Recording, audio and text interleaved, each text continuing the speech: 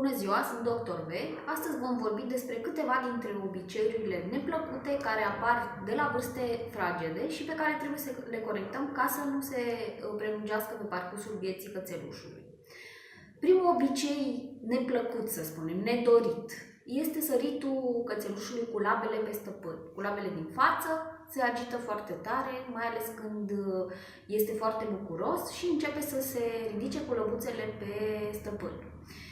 Atâta timp cât este mic și dacă avem un cățel dintr-o rasă de talie mică, nu este foarte deranjant. Bineînțeles că pe măsură ce va crește, vor crește și unghiuțele lui și va deveni un obicei destul de neplăcut. Va putea să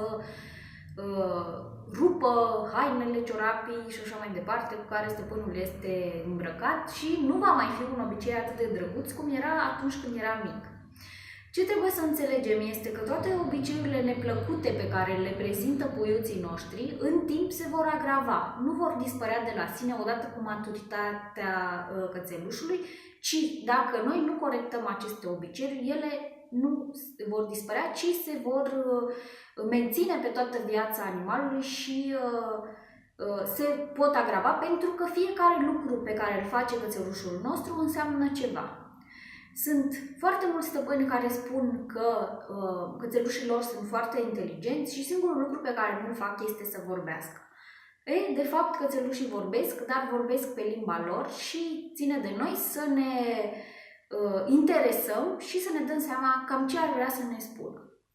Acest obicei de a sări cu lăbuțele pe stăpân este întâlnit și în socializarea între doi cățeluși. Este o manifestare de bucurie câteodată, dar poate să fie și o manifestare de dominanță. Practic, în momentul în care sunt doi cățeluși și unul dintre ei vine și plasează lăbuța din față peste celălalt câine, automat este un motiv de a se lua la ceartă sau chiar la bătaie. Și atunci ne întrebăm de unde a pornit această ceartă sau chiar bătaie. A pornit de la faptul că unul dintre cățeluși a dorit să-și impună sentimentul de dominanță asupra celuilalt și a pus lăbuța din față pe capul sau pe spatele celuilalt cățel. Cățelușul care a pornit această ceartă este cel care a încercat să-l domine pe celălalt cățeluș și nu cel care a ripostat. Pentru că în cartea bunelor maniere ale lor, pusul lăbuței pe celălalt cățeluș înseamnă o tendință de a-l domina, o tendință de a se ridica mai sus decât el în ierarhia socială. Dacă celălalt cățeluș este un cățeluș submisiv, care nu are aspirații de lider, atunci nu se va ajunge la niciun conflict și cei doi își vor fi stabilit ierarhia între ei. Dacă cățelușul nostru își pune capul sau lăbuța pe noi în momentele în care stăm pe canapea sau pe scaun sau undeva jos, nu înseamnă că dorește să fie afectuos cu noi, ci într-un fel ne domină.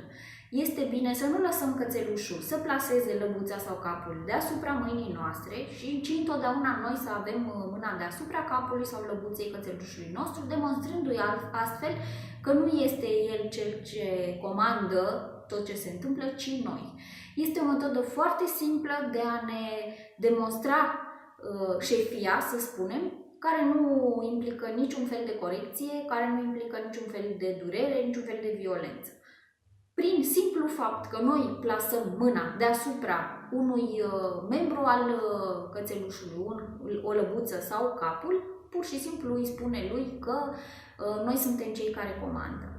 Dacă cățelușul nostru are această tendință de a sări cu lăbuțele pe noi, pe picioarele noastre în cel mai frecvent caz, atunci noi trebuie să corectăm acest comportament foarte ușor, plasăm o mână sub lăbuțele din față ale cățelușului și îl dăm cu hotărâre, dar totuși ușor jos de pe noi. Va încerca de foarte multe ori să facă acest lucru, mai ales atunci când este foarte bucuros, dar este bine să ținem emoțiile excesive în frâu ale cățelușului nostru pentru a îi oferi o stare de calm, pentru a-i oferi o viață liniștită. Un alt obicei neplăcut, care are niște rădăcini mai adânci, este agitația cățelușului atunci când ne întoarcem acasă.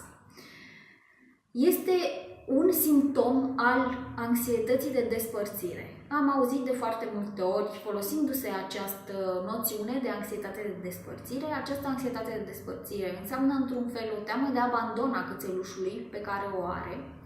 Nu este o teamă de abandon conștientă, pentru că nu își poate da seama că, de fapt, noi plecăm să facem ceva util pentru noi sau pentru el. Cum se manifestă această anxietate de despărțire? Atunci când noi plecăm, cățelușul devine trist, poate să înceapă să distrugă anumite lucruri din casă, poate să facă pipi în casă, poate să fie un cățeluș dezlănțuit care să strice toate obiectele pe care le are în camera în care stă. Când ne întoarcem acasă, acesta se manifestă ca și cum am fi lipsit ore în șir, zile în șir, intră într-un delir, începe să se agite, să latre, să facă pipi pe el, să țipe, să plângă, să se tăvălească pe jos. Nu este un lucru bun să se întâmple acest lucru atunci când venim acasă, pentru că în corpul cățelușului se întâmplă niște modificări care nu sunt benefice pentru el. Haideți să vedem despre ce e vorba. Atunci când cățelușul începe să se agite, temperatura corpului crește, tensiunea arterială crește, inima începe să bată foarte accelerat, crește și pulsul și acesta este un punct de plecare al problemelor cardiace de mai târziu.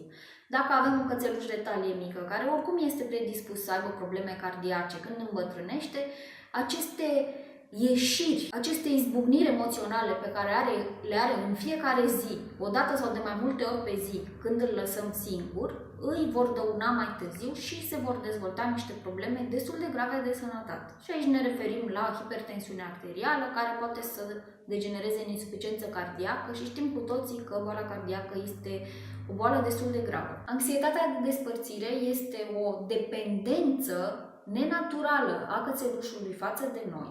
Este într-un fel o încercare de a domina acțiunile pe care le avem și bineînțeles că un eșec în controlarea acestor acțiuni. Cum putem să descurajăm aceste comportamente nenaturale, să le spunem, care nu sunt benefice pentru cățelușul nostru?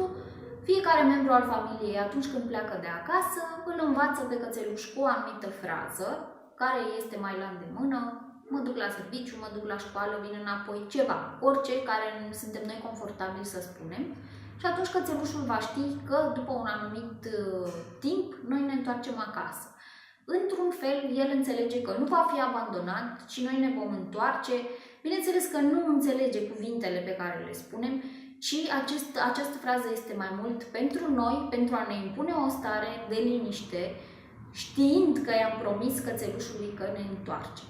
Când ne întoarcem acasă din locul unde am fost plecați, ignorăm cățelușul, el începe să se agite, să se tăvălească pe jos, toate manifestările lui de bucurie pe care le are și în momentul în care el s-a liniștit, atunci abia îl vom chema la noi și îl vom mângâia.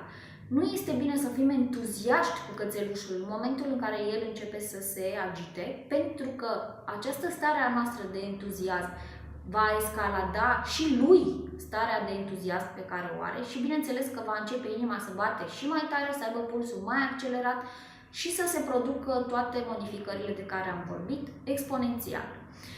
Unii cățeluși care fac acest lucru câteodată au o stare de leșin în momentul în care ajung stăpânii acasă, pentru că nu se pot controla și cu cât înaintează în vârstă, cu atât există riscul ca în urma unei aceste explozii de entuziasm să se producă o criză cardiacă. Dacă noi reușim să impunem acest comportament de la vârsta de 3-4 luni, când începe educația cățelușului, atunci vom putea să păstrăm acest comportament pe toată viața câinelui.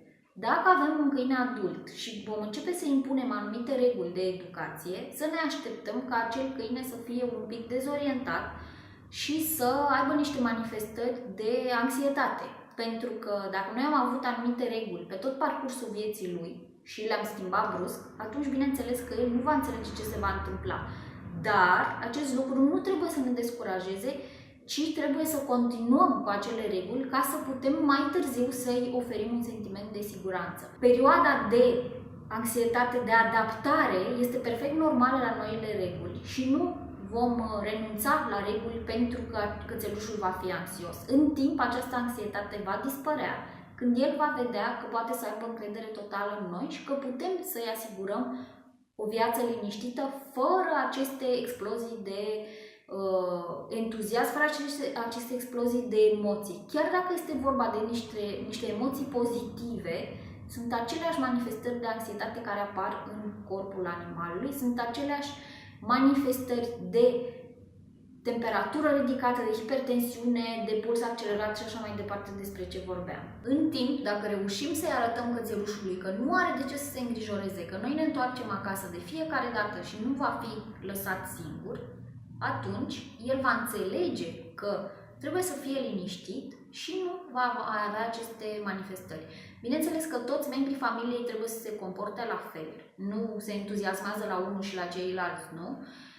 Faptul că este liniștit atunci când venim acasă este exact reacția pe care o dorim de la cățelușul nostru. Nu înseamnă că nu ne iubește, nu înseamnă că nu ține la noi, nu înseamnă că nu se bucură când venim acasă, ci a înțeles că nu are de ce să se agite inutil, pentru că noi vom veni acasă și în continuare ne vom desfășura activitățile pe care le facem în mod obișnuit cu el. Acestea ar fi două dintre cele mai frecvente comportamente dăunătoare pe care le are un cățeluș și cum să le corectăm.